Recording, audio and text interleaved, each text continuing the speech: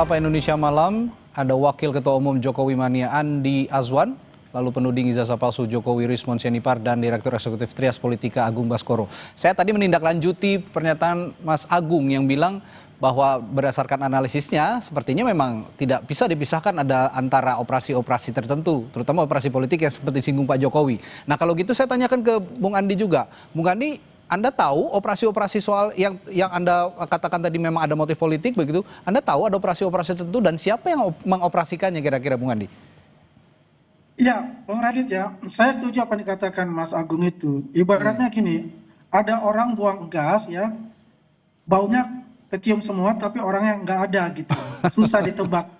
Seperti itulah analoginya gitu. Yang jelas memang ada hal-hal seperti itu ya. Kenapa? Karena rangkaiannya ini itu berkesinambungan gitu loh. Jadi backdoornya ini memang luar biasa untuk itu ya, untuk memanfaatkan situasi-situasi yang ada gitu. Karena itu juga dikatakan juga kan beberapa para pengamat politik yang mengatakan yang dengan argumen-argumen mereka gitu kan ya, sebagai contoh misalnya bahwa Mas Gibran itu hanya pelongo-pelongo ya, tidak bisa melakukan kegiatan-kegiatan dan juga mendesak DPR untuk menjawab surat dari para purnawirawan. Ya itu konteksnya kita bisa lihat. Yang terakhir kan kemarin kita bisa lihat ketika Mas Suryo dan kawan-kawan itu ada pula di situ kan, ada Mayor Jenderal Sunarko di situ kan, ada Pak Rajasa juga di situ kan, dari perwakilan dari Purnawirawan ABRI, dan juga ada lagi ini, ada Pak Said Didu di situ. Saya juga bingung apa konteksnya dia bergabung di situ gitu, ya kan? Karena nggak ada korelasinya. Nah ini membuat suatu tanda tanya besar kepada kita semua dan juga bisa menjadikan suatu ya jadi bola-bola liar gitu. Jadi menganalisa yang jadi bola-bola liar akhirnya yang terjadi, dan itu buat kita itu sudah ada satu gambaran di dalam itu. Yang itu kembali lagi, kita ini bukan orang yang selalu akan menuduh tanpa ada bukti dan maupun data. Begitu Mas Radit. Jadi saya juga ingin minta tanggapan juga kalau gitu dari Bung Rismon. Bung Rismon tadi mengatakan tidak ada motif apa-apa. Ini murni soal untuk mengungkapkan soal kebenaran asli atau tidaknya ijazahnya Pak Jokowi. Tapi menurut Bung Andi kemarin ada beberapa rekan Anda juga Bung Rismon. Ada Mas Roy Suryo di sana, ada Pak Said Didu kehadiran dengan Purnawirawan TNI yang sebelumnya mengusulkan pemakzulan Gibran. Bagaimana tanggapan Anda soal ini? Bung Rismon? Ya, Bang. Ya. Iya, aduh, ini narasinya terlalu liar sekali, apalagi untuk saya ya. Ini narasinya Bung Andi ini terlalu liar tanpa ada pembuktian latar belakang saya, bagaimana. Saya menulis buku ratusan Pak Andi ya di Amazon. Jadi saya murni ini dan saya juga akan mempertimbangkan untuk melaporkan Pak Jokowi atas dugaan skripsi palsu. Karena memang tidak mendapatkan jawaban yang puas atas keterangan metode forensik yang dilakukan oleh Bareskrim terkait penggunaan cuma indera perasa, diraba, terus disimpulkan bahwa itu produk dari letterpress. Kami ingin ya itu diuji ulang, khususnya skripsi itu. Narasi-narasi liar itu yang disebutkan Bung Andi ya, itu tidak menghentikan langkah saya supaya sejarah Indonesia ini diluruskan dan ke depan tidak ada lagi capres yang memiliki latar belakang khususnya pendidikan yang abu-abu. Ya, ini untuk generasi masa depan.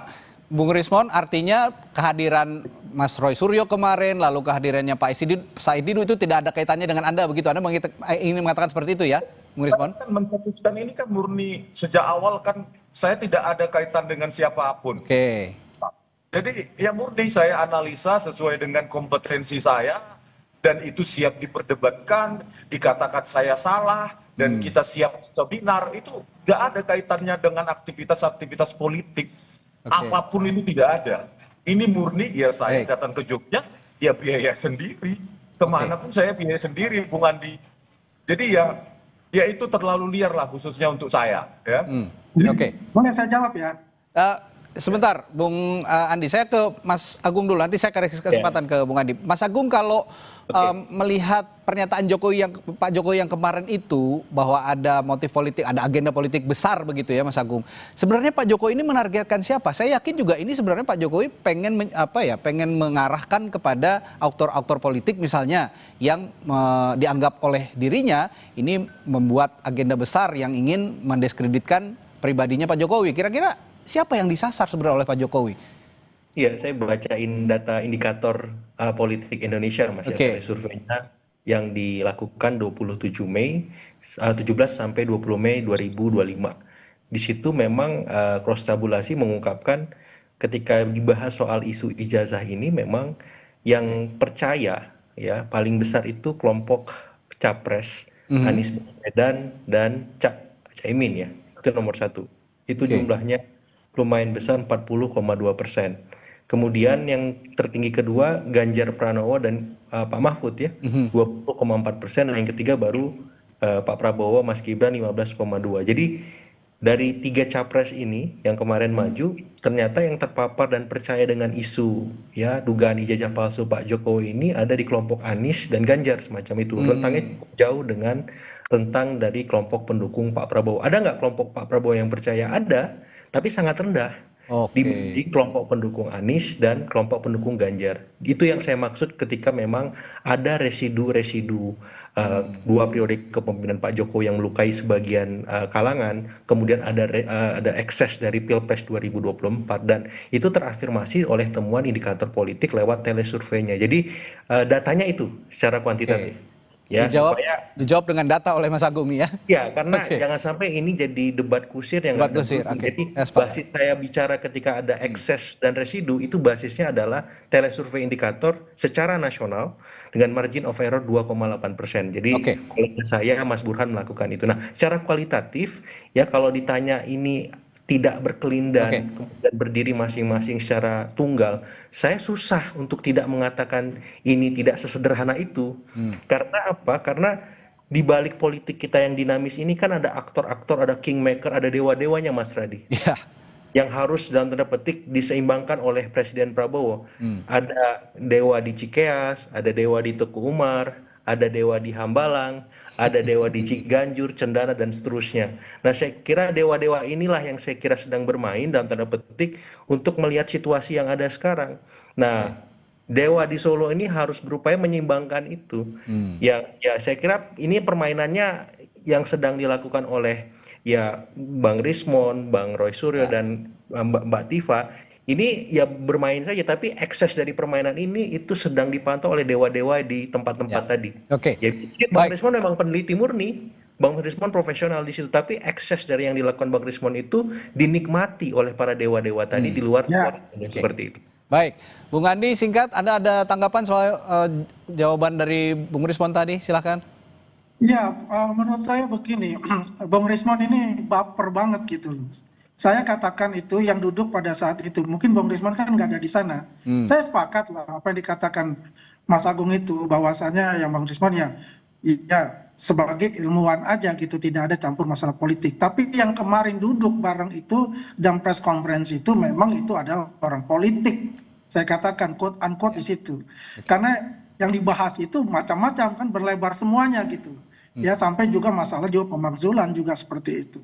Ya kan? Jadi intinya sebetulnya adalah saya sepakat dengan Mas Agung itu bahwasanya itu apa yang ini terkonfirmasi lah. Saya kan sudah mengatakan ya itu 3 bulan yang lalu bahwa ada 4 kelompok kekuatan di sini yang ingin mendiskreditkan Pak Jokowi dan keluarganya. Ya satu saya bilang HTI dan FPI. Ya kedua yaitu para menteri yang dipecat pada zaman Jokowi. Ketiga oligarki hitam. Nah yang keempat ini yang tadi digambarkan oleh Mas Agung, yaitu anak abah dan anak banteng itu kan, yang istilahnya yang mereka tidak move on. Nah inilah terkonfirmasi semua. Jadi melihat celah-celah itu akhirnya apa, ingin ya membuat kegaduhan untuk negeri ini sehingga terjadi sesuatu yang mungkin saja mengadu domba antara kita semua gitu. Yang penting begini Mas Radit, bahwasannya apa yang dilakukan oleh Pak Prabowo dan juga Mas Gibran ini adalah satu paket ya, satu paket untuk membangun negeri ini dipilih oleh rakyat Indonesia 58%. Ya, itulah intinya. Bung Rismon, saya beri kesempatan Anda terakhir untuk benar-benar meyakinkan publik bahwa Anda ini terpisah antara kasus hukum dan kasus politik. Apa yang bisa Anda yakinkan pada publik? Singkat saja, Bung Rismon. Ya, Bang.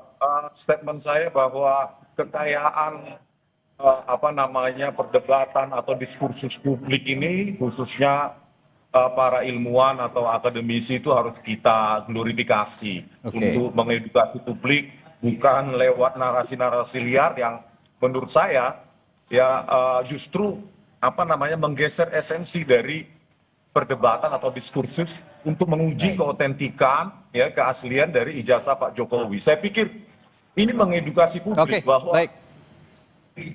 ya Bang, jadi jauh sekali lah kalau itu saya diproyeksikan kepada saya. Ya. Begitu. Baik, Bang. Bung Rismon. Dan saya yakin juga, saya punya keyakinan Pak Jokowi tetap akan merespons ini, dan saya dengar nanti akan ada pidato-pidato politik berikutnya, terutama nanti di Kongres PSI ya kalau saya tidak salah, Pak Jokowi akan menyampaikan pidato politik. Saya percaya hal ini akan diungkit kembali pada saat itu, dan menarik untuk kita cermati. Terima kasih Bung Andi, Bung Rismon, dan juga Mas Agung telah bergabung di Sapa Indonesia Malam hari ini. Sampai jumpa lagi. Selamat malam. Malam.